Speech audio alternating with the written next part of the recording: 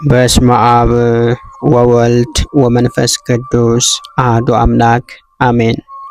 በመጀመሪያም በክርስቶስ ክርስቲያን፣ በወልድ ውሉድ፣ በመንፈስ ቅዱስ መንፈሳውያን የተሰኛችሁ የክርስቶስ ቤተሰቦች የእናታችን የእመቤታችን የቅድስት ድንግል ማርያም የአስራት ያደራ ልጆች እስከ ሞት ድረስ በወደደንና ባፈቀረን በጌታችንና በአምላካችን በመድኃኒታችን በኢየሱስ ክርስቶስ ፍጹም የሰላምታ ቃል ሰላም እላችኋለሁ። እንደምን ሰነበታችሁ?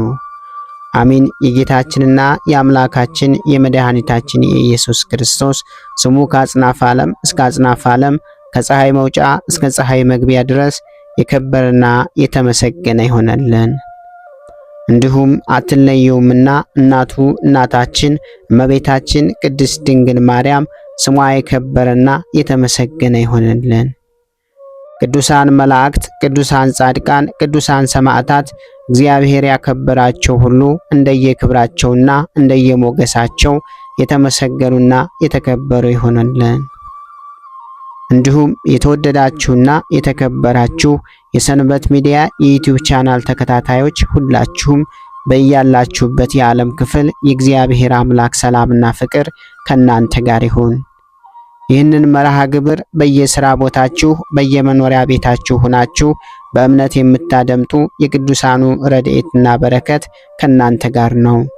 እንዲሁም ከጠላታችን ከዲያብሎስ እስራት እንፈታለን፣ ከያዘንም ደዌ እንድናለን። ሁላችሁም የሰንበት ሚዲያ የዩቲዩብ ቻናል ተከታታዮች በሀገር ውስጥም በሀገር ውጭም ያላችሁ ይህንን መንፈሳዊ ቻናል ሁልጊዜ በየዕለቱ ሰብስክራይብ፣ ላይክ፣ ሼር በማድረግ አገልግሎቱን እንድትደግፉና ያላችሁን ሐሳብና አስተያየት በኮመንት ስር እንድታስቀምጡልን እንጠይቃለን። እንዲሁም የየዕለቱን መርሃ ግብሮች ሁልጊዜ በዚህ ቻናል ስለምንለቅ መርሃ ግብሮቹን በቻናላችን በመግባት እንድትከታተሉ ስንል በአክብሮት እንጋብዛለን። በድጋሚ እግዚአብሔር አምላክ ሰላምና ፍቅር ከእናንተ ጋር ይሁን። እንኳን በየካቲት 12 ቀን ታስበውና ተከብረው ለሚውሉ ለቅዱሳን በዓላት በዚች ቀን የመላእክት አለቃ የከበረ መልአክ ወደ ራእይታዊ ወደ ሶምሶን ተልኮ ኃይልን ሰጥቶት ጠላቶቹን ድል እንዲያደርግ የተራዳበት መታሰቢያ በዓል፣ ተጋዳይ የሆነ የከበረ አባት አባ ገላስዮስ የዕረፍቱ መታሰቢያ በዓል፣ ታላቁ አባት አቡነ ሰርጸ ጴጥሮስ የዕረፍቱ መታሰቢያ በዓል በሰላም አደረሳችሁ አደረሰን። የመላእክት አለቃ ቅዱስ ሚካኤል። የካቲት 12 በዚች ቀን የመላእክት አለቃ የከበረ መልአክ ቅዱስ ሚካኤል ወደ ራእይታዊ ወደ ሶምሶን ተልኮ ኃይልን ሰጥቶት ጠላቶቹን ድል እንዳደርግ የተራዳበት መታሰቢያ በዓሉ ነው። በዚች ዕለት የከበረ ቅዱስ ሚካኤልን እግዚአብሔር ወደ ራእይታዊ ወደ ሶምሶን ላከው። የፍልስጤም ሰዎች ሊገድሉት በጠላትነት በተነሱበት ጊዜ ድል እስካደረጋቸውና እስከገደላቸው ድረስ ረዳው።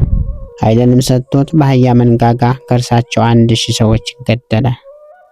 ተጠምቶም ለሞት በተቃረበ ጊዜ የመላእክት አለቃ ቅዱስ ሚካኤል ተገለጠለትና አጸናው።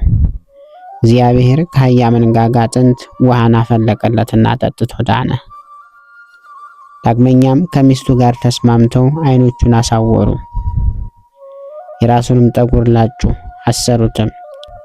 ከዚህም በኋላ ለጣዖቶቻቸው በዓልን ባዘጋጁ ጊዜ ሶምሶንን ወደ ጣዖቶቻቸው ቤት ወሰዱት። በዚያም 3000 ያህል ሰዎች ተሰብስበው ነበር። ከበረ ቅዱስ ሚካኤልም ተገለጠለትና ኃይልም መላው። የዚያንም ቤት ምሰሶች ነቀላቸው። ቤቱን በላያቸው ላይ ወድቆ ከእርሱ ጋር ሁሉንም ገደላቸው። በዚህ ዕለት ታስቦና ተከብሮ የሚውለው ሌላው ቅዱስ አባታችን ቅዱስ አባ ገላስዮስ ገዳማዊ ነው። በዚህ ቀን ተጋዳይ የሆነ የከበረ አባት አባ ገላስዮስ አረፈ። የዚህ ቅዱስ ወላጆቹ እግዚአብሔርን የሚፈሩ ምዕመናን ናቸው። ጥበብንና የቤተ ክርስቲያንን ትምህርት አስተማሩትና ዲቁና ተሾመ። ከታናሽነቱ ጀምሮ ይህንን ዓለም ንቆ ተወ። የክብር ባለቤት የሆነ የክርስቶስንም ቀንበር በመሸከም በምንኩስና ሆኖ በትጋት እየጾመና እየጸለየ እየሰገደ ታላቅ ተጋድሎን ተጋደለ። እግዚአብሔርም መርጦት በአስቄጥስ ገዳም ባሉ መነኩሳት ላይ ቅስና ተሾመ። ተጋድሎና አገልግሎትን እየፈጸመ ሳለ ለአባ ጳኩሚስ እንደተገለጠ እግዚአብሔር መልአክ ተገለጠለትና መነኩሳትን ሰብስቦ ፈሪሃ እግዚአብሔርን የምንኩስናንም ሕግ ያስተምራቸው ዘንድ አዘዘው። በዚያም ጊዜ ብዙዎች መነኩሳትን ሰበሰበ። መንፈሳዊ የሆነ የአንድነትን ማህበራዊ ኑሮንም ሰራላቸው። እርሱ በመካከላቸው እንደ መምህር አልሆነም፣ ከእርሳቸው እንደሚያንስ አገልጋይ እንጂ። የአባት የዚህን ዓለም ጥሪት ሁሉ ንቆ የተወ ሆነ። እጅግም የዋህና ቸር ሆነ። ከብሉይና ከሐዲስ መጽሐፍቶችንም የተሰበሰበ አንድ ታላቅ መጽሐፍትን አጻፈ። ለማጻፊያውም ዋጋ 18 የወርቅ ዲናር አወጣ። ከእርሱ ሊጠቀሙ በሚፈልጉ ጊዜ መነኩሳቱ እንዲያነቡት በቤተ ክርስቲያን ውስጥ በአትሮኖስ ላይ አኖረው። አንድ መጻተኛ ሰውም አረጋዊ አባ ገላስዮስን ሊጎበኝ በገባ ጊዜ ያንን መጽሐፍ አየውና አማረው። በጨለፍታም ከዚህ ሰርቆት ወጣ። ወደ ከተማ ውስጥም በገባ ጊዜ ሊሸጠው ወደደ። አንድ ሰውም ዋጋው ምን ያህል ነው አለው።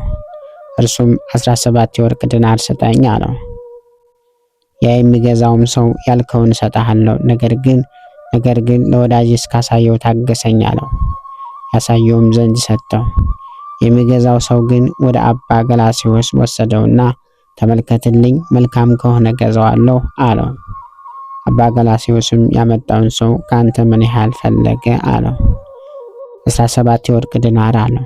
ቅዱስ ገላስዮስም መጽሐፉ መልካም ነው፣ ዋጋው ቀላል ነው፣ ግዛው ብሎ መለሰለት። ወደ ሌባውን በተመለሰ ጊዜ አባ ገላስዮስ የነገረውን ሰውሮ ለአባ ገላስዮስ አሳየሁት። እርሱም ዋጋው በስቷል አለኝ አለው። ሌባውም ያ ሽማግሌ ሌላ የተናገረህ ነገር የለምን አለው። አዎን የለም አለው። ሌባውም እንግዲህ እኔ አልሸጠውም ብሎ ወደ አባ ገላስዮስ ሄዶ ከእግሩ በታች ወድቆ ለመነው። ሰይጣን አስቶኛልና ይቅር በለኝ፣ መጽሐፉንም ውሰድ አለው።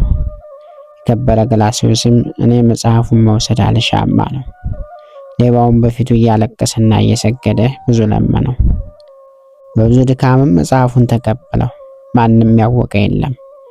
ትንቢት የመናገርን ሀብት ሰጥቶት ድንቆች ተአምራቶችን አደረገ። አንዲት ዕለትም ለገዳሙ መነኩሳት አሳ መጡ። ባለወጡ አሳውን አብስሎ በቤት ውስጥ አኑሮ አንዱን ብላቴና ጠባቂ አድርጎ ወደ ስራው ሄደ። ብላቴናውም ከዚያ አሳ በላ። ባለወጡ በመጣ ጊዜ ተበልቶ አገኘውና በብላቴናው ላይ ተቆጥቶ አረጋውያን አባቶች ሳይባርኩት እንዴት ደፍረህ በላህ አለው። የቁጣ መንፈስም በልቡ አደረና ብላቴናውን ረገጠው። ወዲያውኑ ሞተ። እንደ ሞተም አይቶ ደነገጠ። ታላቅ ፍርሃትንም ፈራ። ሄዶ ለአባ ገላስዮስ የሆነውን ሁሉ ነገረው። እርሱም ወስቴ ከቤተ መቅደሱ ፊት አስተኛው አለው። ሰውየውም እንዳዘዘው አደረገ። ወደ ማታ ጊዜው አረጋውያን መነኩሳት በቤተ ክርስቲያን ውስጥ ተሰብስበው የማታውን ጸሎት አድርሰው ወጡ። አረጋዊ አባ ገላስዮስም በወጣ ጊዜ የሞተው ብላቴና ተነስቶ በኋላው ተከተለው። ከመነኩሳትም ማንም አላወቀም። እርሱም የገደለውን ባለወጥ ለማንም እንዳይናገር አዘዘው። የተመሰገነ አባ ገላስዮስም የአማራ ትሩፋቱንና ተጋድሎን ፈጽሞ አድርሶ እግዚአብሔርንም አገልግሎ ይህንንም በጎ መታሰቢያ ትቶ ከዚህ ከኃላፊው ዓለም የሚለይበት ሲደርስ በሰላም አረፈ። በዚህ ዕለት ታስቦና ተከብሮ የሚውለው ሌላው ቅዱስ አባታችን አቡነ ሰርጸ ጴጥሮስ ነው። ዳግመኛ በዚህች ዕለት ታላቁ አባት አቡነ ሰርጸ ጴጥሮስ አረፈ። የትውልድ ሀገራቸው ሸዋ ደብረ ጽላልሽ ሲሆን በሕፃንነታቸው ወደ ወሎ ሄደው ሐይቅ እስጢፋኖስ ገብተው ብዙ ተጋድለዋል። ከተጋድሏቸውም በኋላ በአቡነ ኢየሱስ ሞዐ እጅ መነኮሱ። በገዳሙ ብዙ ካገለገሉ በኋላ በመላእክት ትእዛዝ ወደ ጎጃም ሲሄዱ አባይን የተሻገሩት አጽፋቸውን አንጥፈው እርሱንም እንደ ጀልባ ተጠቅመው ነው። ጻድቁ ታላቋን ተድባበ ማርያምን 41 ዓመት አጥነዋል። የንጉሱ ልጅ ሞቶ ሊቀብሩት ሲወስዱት የአቡነ ሰርጸ ጴጥሮስ ጥላቸው ቢያርፍበት ከሞት አፈፍ ብሎ ተነስቶ ድኖ አምላክ አቡነ ሰርጸ ጴጥሮስ ብሎ ፈጣሪውን አመስግኗል። ጻድቁ ሲያርፉም መቋሚያቸው አፍ አውጥታ ተናግራለች። ርደተ መቃብራቸው ሲፈጸምም እንባ አፍስሳ አልቅሳላቸዋለች። ይህችም ተአምረኛ መቋሚያቸው ዛሬም ድረስ ጎጃም ውስጥ መካነ መቃብራቸው ባለበት በደብረ ወርቅ ገዳም ትገኛለች። ጻድቁ ደብረ ወርቅ ገዳምን እንደ መሶብ አንስተው አስባርከዋታል። አቡነ ሰርጸ ጴጥሮስ የካቲት 12 ቀን ያረፉ ሲሆን አጽማቸው በታላቁ ደብረ ወርቅ ይገኛል። ከሰማይ የወረደላቸው የወርቅ መስቀላቸው በዚያው ይገኛል። ጸበላቸው እጅግ ፈዋሽና ኃይለኛ ከመሆኑም በላይ በሰውነት ውስጥ የሚገኝ በሽታንና ጋንንትን የሚያስወጣበት መንገድ ለየት ያለ ነው። እግዚአብሔር ምስጋና ይሁን። እኛንም በከበሩ ቅዱሳን ጸሎት ይማረን፣ በረከታቸውም ከኛ ጋር ትኖር ለዘለዓለሙ አሜን። ጌታ ሆይ ከብልጽግናቸው ብዛት የተነሳ ብዙ መባን ካገቡት ይልቅ የድሃይቱን አነስተኛ መባ እንደተቀበልክ ለሁል ጊዜ የሚያገለግልህን አላፍ መላእክት እያሳሰብኩ በችግሬ ጊዜ የማቀርብልህን ምስጋና ተቀበል።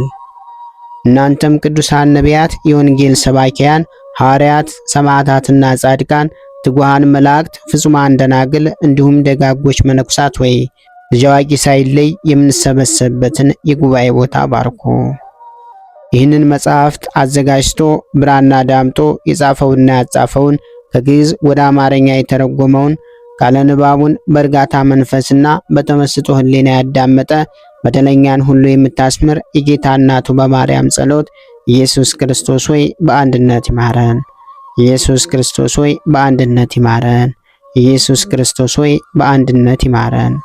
ክብር ምስጋና ይሁን አንድ አምላክ ለሚሆን ለአብ ለወልድ ለመንፈስ ቅዱስ ስም እስከ ዘላለሙ አሜን።